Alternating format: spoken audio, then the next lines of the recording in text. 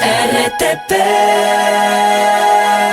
Hugo Acero Velázquez, sociólogo de la Universidad Nacional de Colombia, experto en seguridad, defensa y justicia, ex asesor presidencial de las Consejerías de Paz y de Seguridad Nacional, inclusive también aquí en el Ecuador hace algunos años también nos brindó su expertise, ex subsecretario de Seguridad de Bogotá. Vamos a hablar un poco sobre los índices de inseguridad. Doctor, buenos días. Doménica Tabaqui le da la bienvenida aquí a este panel de trabajo con otros compañeros más que le irán haciendo sus preguntas a lo largo de la entrevista. ¿Cómo blindar las fronteras?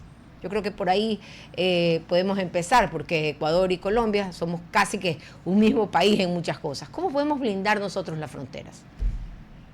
Doménica, gracias por la invitación. Y pues la verdad es que requiere de la voluntad de los dos gobiernos.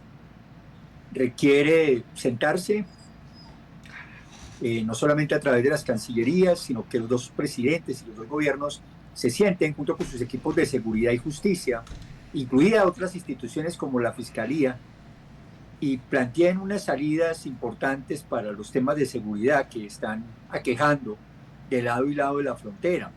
Inclusive yo creo que hay que ir mucho más allá, hay que pensar en una frontera mucho más viva, en una frontera que se desarrolle, en una frontera que beneficie a los dos países y desde luego los temas de seguridad. O sea, sin esos temas de seguridad lo demás no es posible hacerlo. Pero lo primero es voluntad política. Si no existe esa voluntad política realmente para sentarse a encontrar salidas conjuntas de los dos países, difícilmente un solo país puede blindar la frontera del lado de su territorio. Hugo, está permeable esta frontera de lado y lado, ¿no? De Colombia pasan muchas cosas y Ecuador también pasan incluso narcotraficantes y terroristas que han terminado siendo detenidos ahí en Colombia. En algún momento de nuestra historia, cuando llegan a puntos elevados del conflicto, ¿ha habido algún presidente de cada país que tenga esa voluntad a la que usted se refiere para blindar las fronteras? Pues ha habido acercamientos, unas veces más que otros, pues recordarán que también hubo bastantes diferencias, sobre todo en acciones de la propia policía en territorio venezolano, en territorio ecuatoriano, discúlpeme, en la época del bombardeo en donde fue dado de baja Raúl Reyes. Ahí hubo diferencias entre el presidente Uribe y el presidente Correa graves, porque desde luego ese fue un acto que atentó contra la soberanía de Ecuador, eso hay que reconocerlo. Pero también ha habido acercamientos. Yo he tenido la oportunidad realmente de hablar con oficiales colombianos y oficiales de Ecuador y ha habido momentos en donde esa cooperación sí se da y en donde hay unos diálogos. Falta profundizarlos, sí. Falta tener un programa mucho más integral que solamente seguridad, sí. Pero sí ha habido acercamientos. Lo que hoy tenemos es distanciamiento total, total. No, hasta ahora no se han reunido las cancillerías y menos los presidentes. Sí, Hugo, ¿qué tal? Buenos días, Andrés Merino los saluda. Ahora viendo también las escalas y dimensiones que han tomado los grupos narcotraficantes y los grupos de delincuencia organizada, sabiendo de lo que es una realidad, ¿no? Son fronteras que son bastante permeables, viendo las opciones sobre todo de traspaso y un flujo de droga constante. Hoy por hoy, de acuerdo con su experiencia, ¿cuáles son las medidas inmediatas que se pudieran implementar? Hablamos de que duplicar o triplicar la presencia de Fuerzas Armadas por parte de ambos países. Hablaríamos también de una cooperación o intercambio de información a nivel de servicios policiales, inteligencia. Pues la verdad es que, digamos, dado este incidente, Colombia desplegó alguna fuerza en la frontera, pero la verdad es que tenemos problemas muy graves. Ahí está Comandos de la Frontera, básicamente la incidencia de Calarcá, que tiene relación directa con los lobos en el caso de Ecuador, y eso ahí se ha mantenido de manera muy dinámica. Recordarán que hace pocos meses, ya casi un año, asesinaron, Comandos de la Frontera asesinaron varios soldados ecuatorianos 11. en ese sector, y es una frontera muy difícil, pero si no hay cooperación, si no hay trabajo en equipo, y sobre todo, si no reconocemos los problemas que tenemos de lado y lado y miramos cómo los vamos a enfrentar de manera conjunta, va a ser muy difícil. Se requiere más presencia, desde luego, militar y policial. No solamente militar y policial, se requiere de la Fiscalía, se requiere acciones de inteligencia, se requieren acciones de cooperación financiera, se requieren acciones de cooperación judicial. Por eso, digamos, las instituciones de justicia deberían participar de este proceso. Si eso se logra, es posible avanzar en otros procesos de mayor desarrollo, si se quiere, porque para mí la seguridad simplemente es un elemento de desarrollo. Hugo, debo confesarle que esas declaraciones me incomodaron, aunque no necesariamente carezcan de realidad. El presidente Petro dijo, los delincuentes se van de Colombia, se van a Ecuador porque se encuentran más cómodos allá.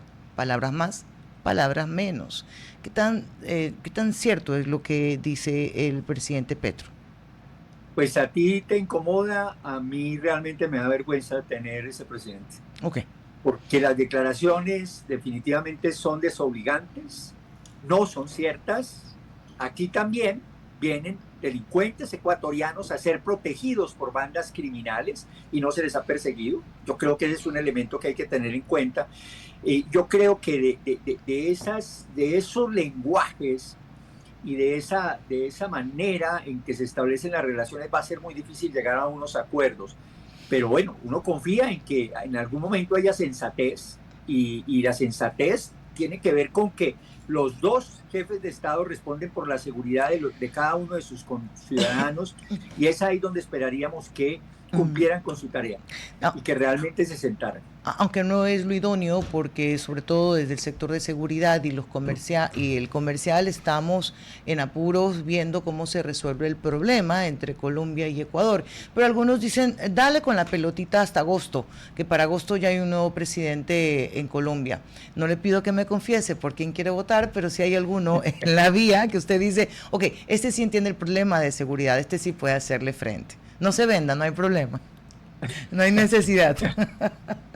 No, la verdad es que lo mío ya es tremendamente público, hago parte de una campaña abierta, yo en esto sí soy completamente claro desde el primer momento y estoy con Sergio Fajardo, que es de talla nacional, internacional y que ha gobernado de manera adecuada. Eso sí, juraría que sería, y fue sus primeras declaraciones debido a esta crisis económica, de que lo primero que haría sería restablecer y armonizar las relaciones con Estados Unidos, con Ecuador y con los demás países de la región. Hugo, siendo lo más breve posible, y aquí lo conversábamos nosotros hace unos momentos, y si pudiéramos sintetizarlo en no más de 4 minutos, ¿cuáles han sido los resultados y qué está viviendo Colombia hoy producto de la firma del Tratado de Acuerdo de Paz con la FARC?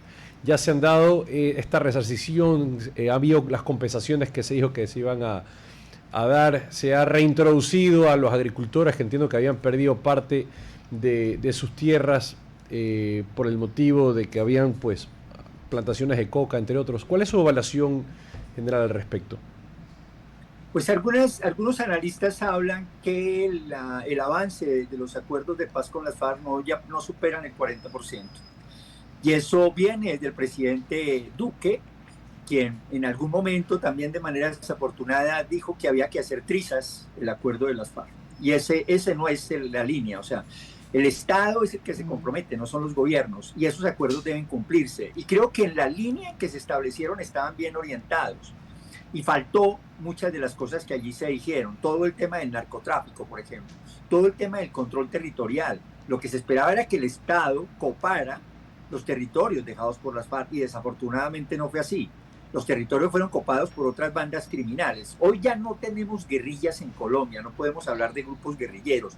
Eso desapareció. Los territorios fueron copados por grupos mafiosos, particularmente la gente de Mordisco, de Calarcá, las otras disidencias, en fin, distintos grupos que están dedicados básicamente al narcotráfico, a la minería ilegal y otras tantas rentas criminales. Están dedicados a enriquecerse, no a transformar el Estado colombiano.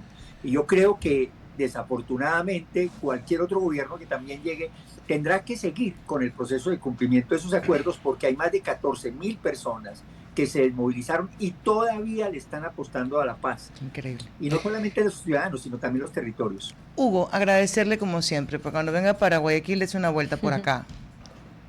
Claro que sí, con mucho gusto, y pues eso sí, mejor dicho, a mí no es sino que me digan que hay que ir a inmediatamente arranco para allá. RTP